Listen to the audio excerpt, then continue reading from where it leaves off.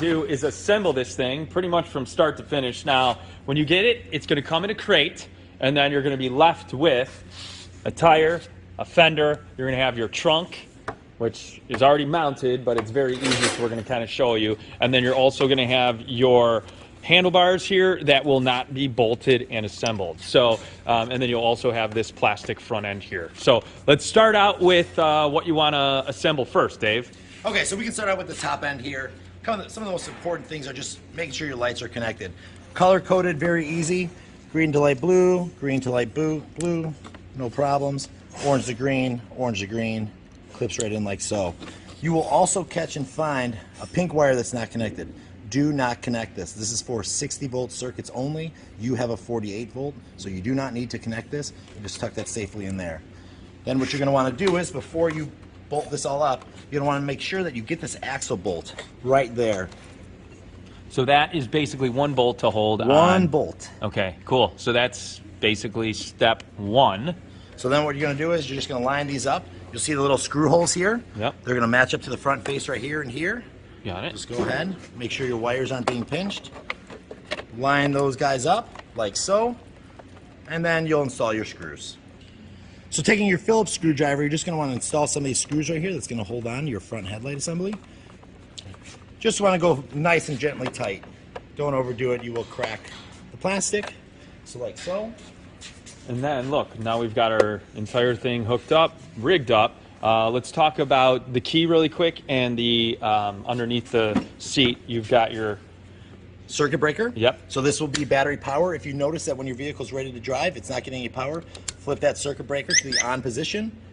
Okay. Just like that. That little beep is the alarm. Turn it from the off position. Off position back to the on position. You'll see it powers up. You've got your key fob here with alarm, unlock, and lock. If any of these are locked, you will not. There, you hear it right there. Now your alarm will go off. So you're going to want to unlock that, and it'll shut your alarm off just like that. Perfect. Next. All right, key off. We'll come to the front here. We'll do the front tire.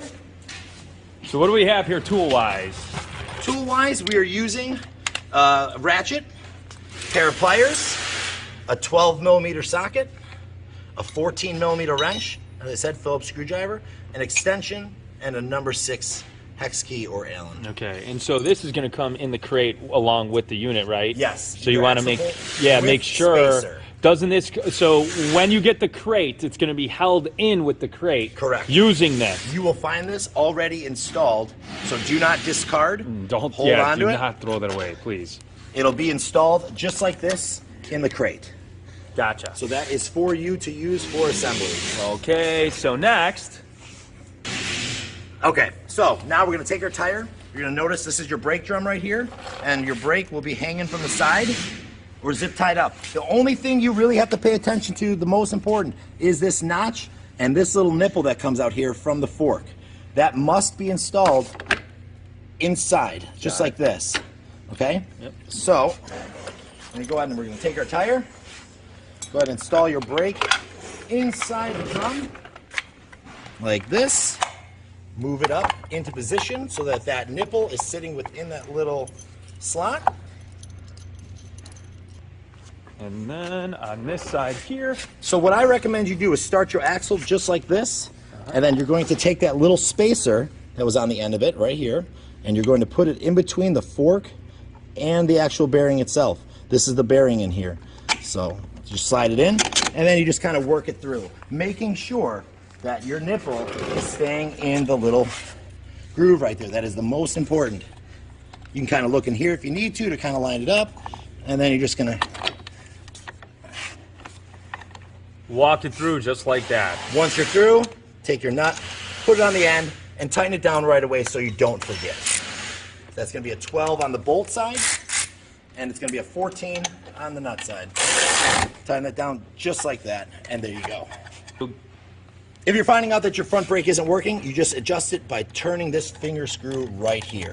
It is that simple, that easy. You'll start to notice more threads will come out the bottom. The more threads, the more sensitive your braking is going to be. Cool. Next. Next, we can throw on our fender. I recommend doing the fender after the tire. It just makes it so much easier. It's going to fit into these two holes on each side right here. Come over the side, put them in, and start them with your fingers. Very simple. Don't over tighten. And then you will use your number 6 Allen.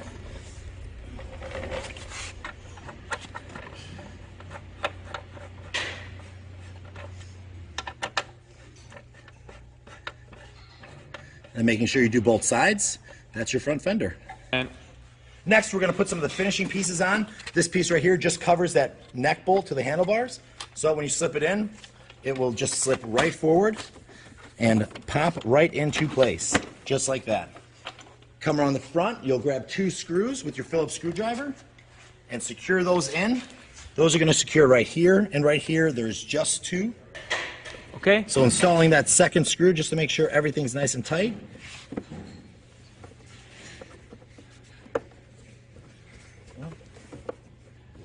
So nice and snug right there. You do not have to overdo it, just making sure that your piece won't fall off. Cool. And then we can come over to the trunk here. The trunk is very easy. You'll have its own set of key for the trunk. All you need to do, you will see 4 brass screws with some bars underneath. You use those bars to work across as perpendicular, and it'll hold into the already installed frame back here. Got it. So you put your trunk on, drop the 4 bolts in, use those crossbars, and cover it with a finisher. There you go. Lastly, mirrors. Mirrors are pretty easy. Your mirrors will come in a separate brown box underneath the seat. As you can see, uninstalling it is just as easy as installing it. You'll have this little stopper screw up here.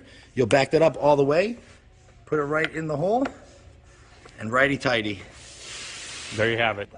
And lastly, All right, lastly, because this is a moped, we have to look at here, we have our pedals. So we have a pedal arm, and we have the pedal itself. Now, you're going to get 2 pedals. One is going to be labeled left. One is going to be labeled right, so it'll have an L for left or an R for right. That is indicative of the side it's going to be installed on. So just like any bike, if you want to come over here and take a look, we've got our right side pedal arm going back. We Okay. want to make sure the other side is going forward in the opposite direction so that it operates just like a bike.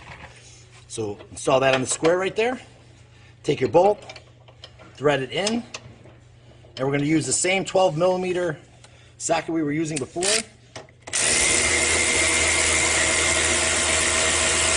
Install that arm nice and snug, and then back to your pedal. The left thread, the left side, is also left-handed thread. So that means you will have to go left in order to tighten it down. You see, I'm going left with the left side. That means on the right side, it'll be right-hand thread to tighten. and there you have it, right? That's it. Snug it up with your wrench there. And again, that's the Whizzer fully assembled, ready to go. This one here, again, 48 volts. You've got, again, your front tire, your handlebars, you got your mirrors, you've got your on and off switch underneath the seat, you got a little bit of storage under here as well, and then that's basically it. It does have 1, 2, and 3 speeds. You can turn it on right here. You've got your lights, high beam, low beam, and once again, 3 bars, okay, on the 48-volt Whizzer, just so you are aware, is fully charged because it is a 60-volt system. That means 3 bars would be 15, 30, 45, and 60. So 3 bars is basically fully charged.